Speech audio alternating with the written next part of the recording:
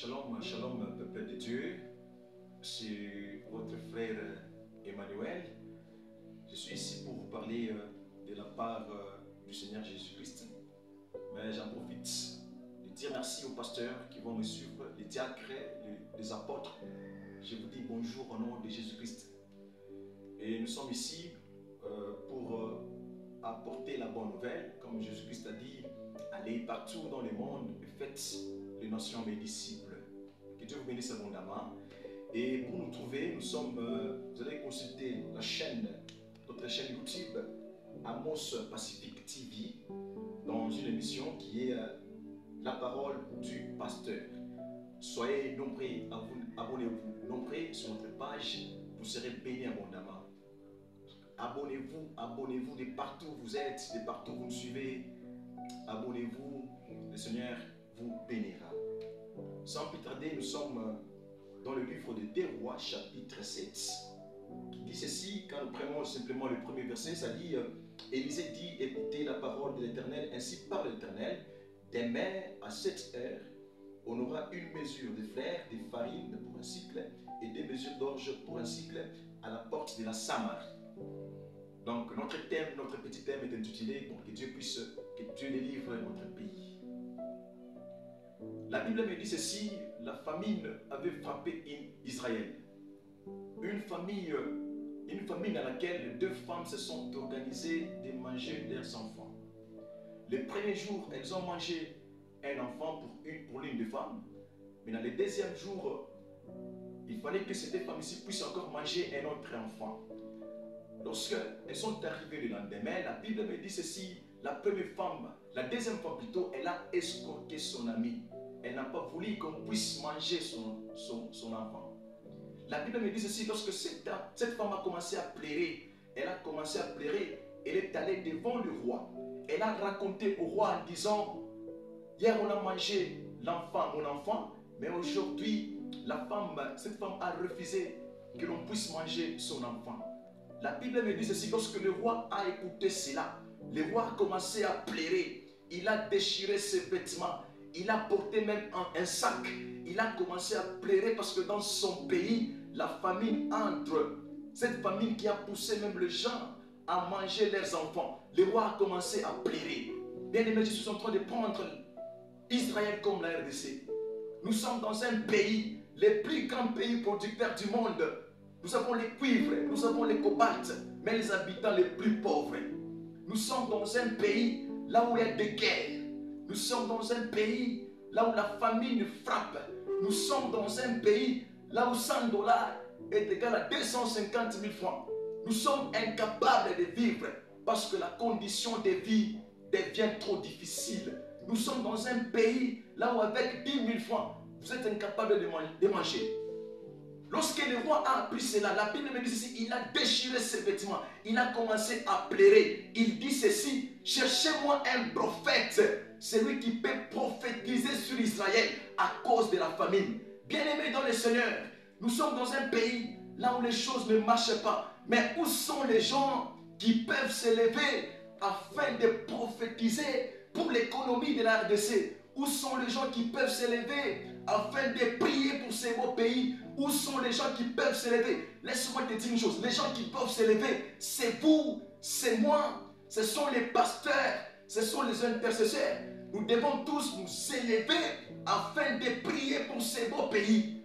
Parce que la Bible est en train de me dire ceci dans le livre des Chroniques.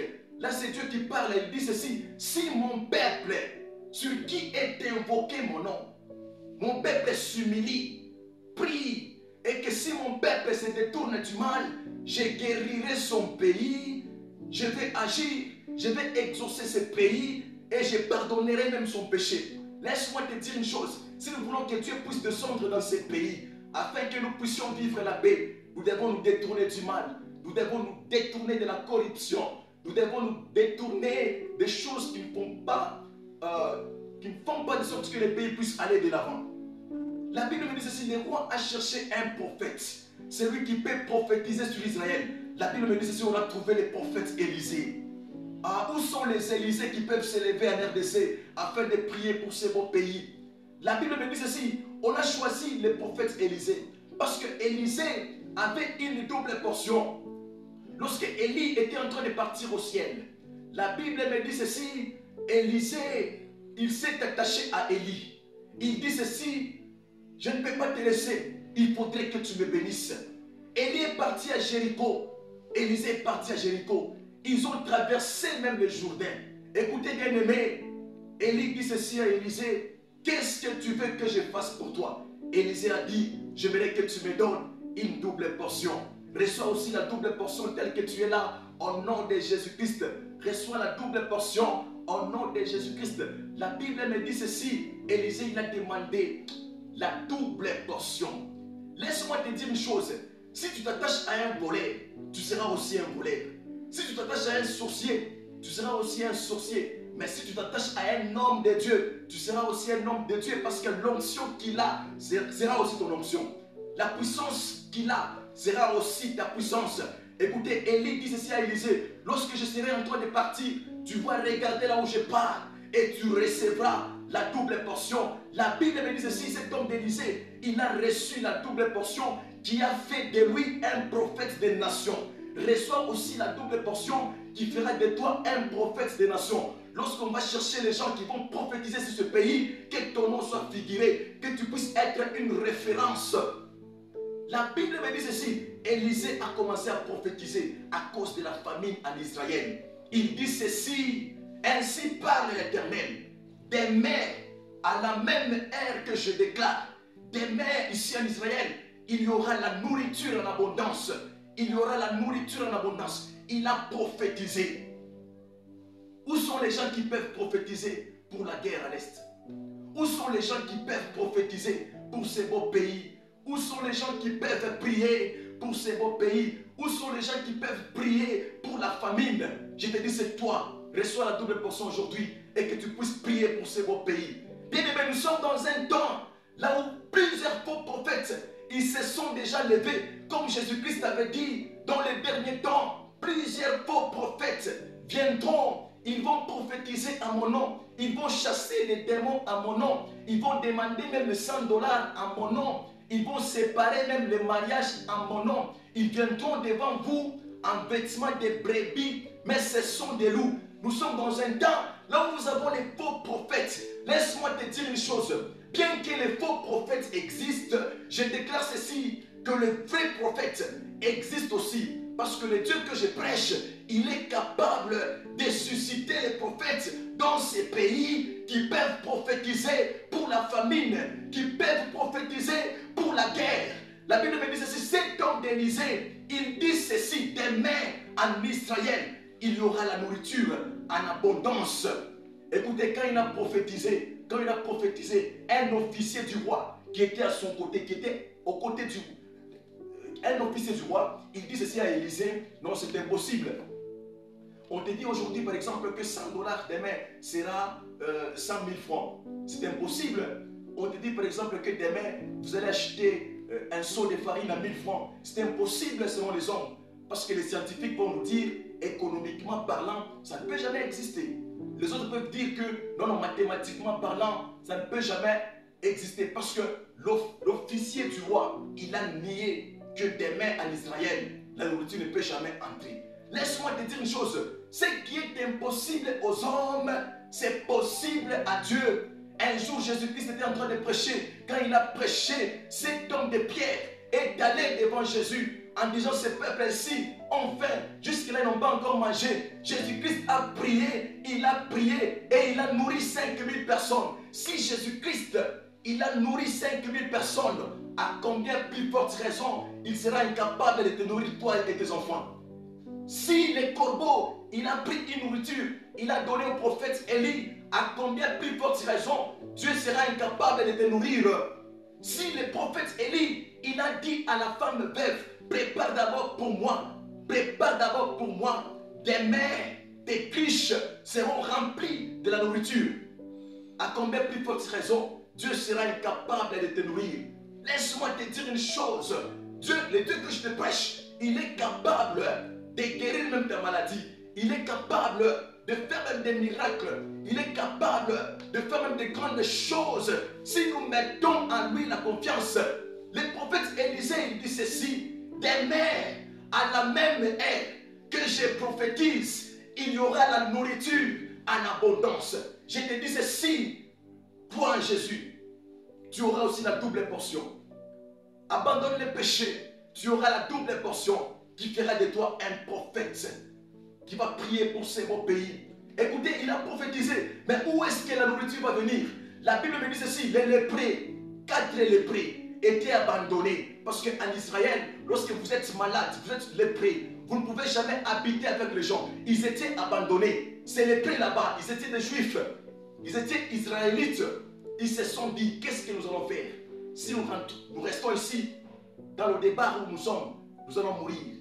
Ils se sont levés. Ils disent, nous allons aller dans les camps des Syriens.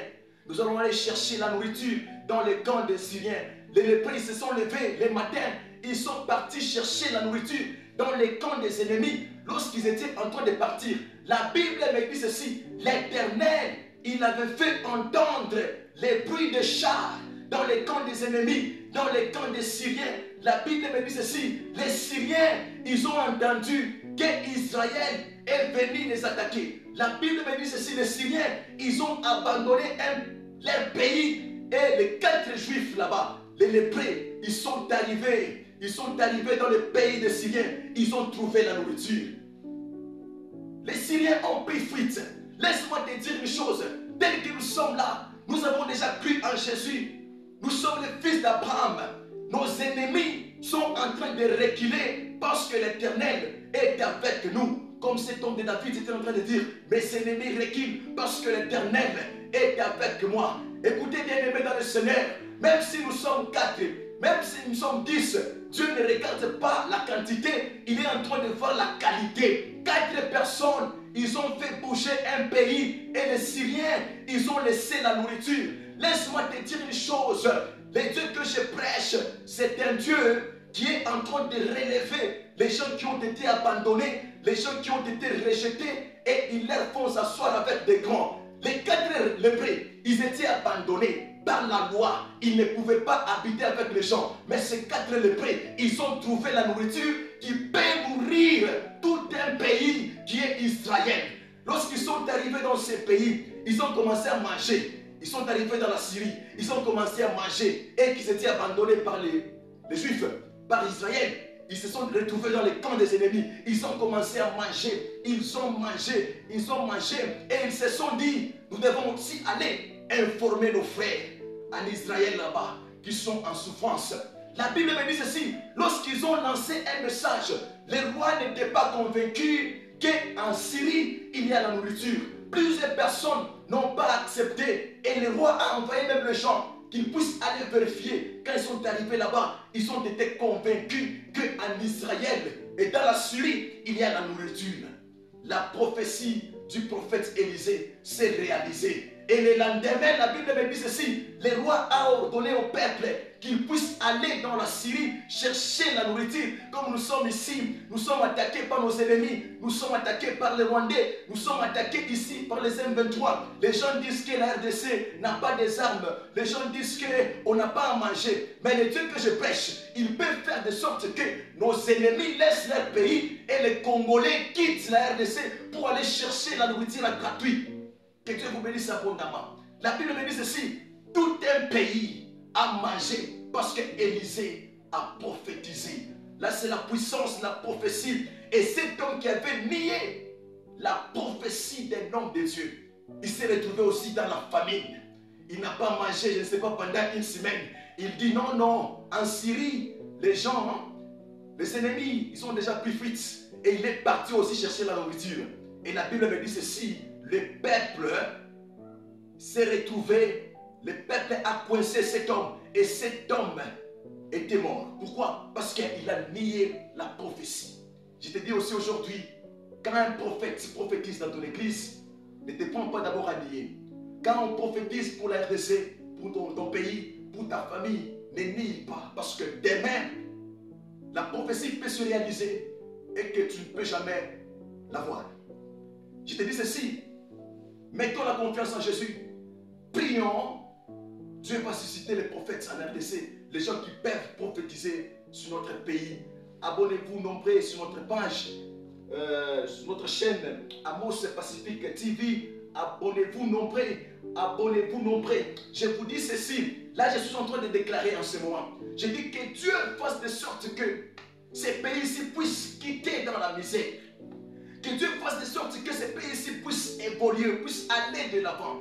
Que Dieu fasse de sorte que les prophètes en RDC puissent être nombreux qui peuvent prophétiser pour ces beaux pays comme Élisée a prophétisé. Bien aimé, le problème ce n'est pas les gouvernements. Les gens sont en train de dire non, c'est les gouvernements. Moi j'ai dit le problème ce sont des chrétiens.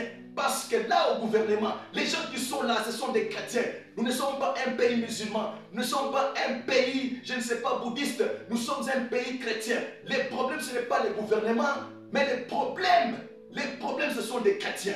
Je te dis ceci, bien aimé, si les gens ne veulent pas nous aider, les gens qui se trouvent à la tête du pays, ils ne veulent pas nous aider. Notre secours, nous les Congolais, viendra de l'Éternel.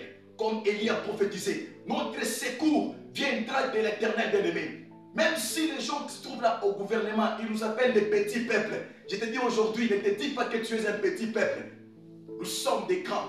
Parce que le Dieu qui est avec nous, il peut susciter quelque chose qui peut faire de sorte que ces pays puissent être développés, puissent aller de l'avant. Nous sommes en train de voyager, nous allons partout, nous voyons des buildings, nous voyons des bonnes choses. Mais quand nous rentrons au pays, nous devenons des aveugles, on ne voit rien, bien aimé. Mais je te dis ceci, les prophètes, les gens qui doivent aller à Dieu, les gens qui doivent prier, les gens qui doivent s'humilier, feront de sorte que ce pays puisse être un pays développé, puisse aller de l'avant.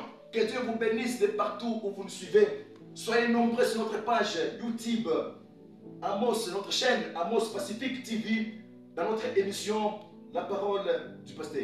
Que Dieu vous bénisse abondamment pour ce message ici. Merci beaucoup.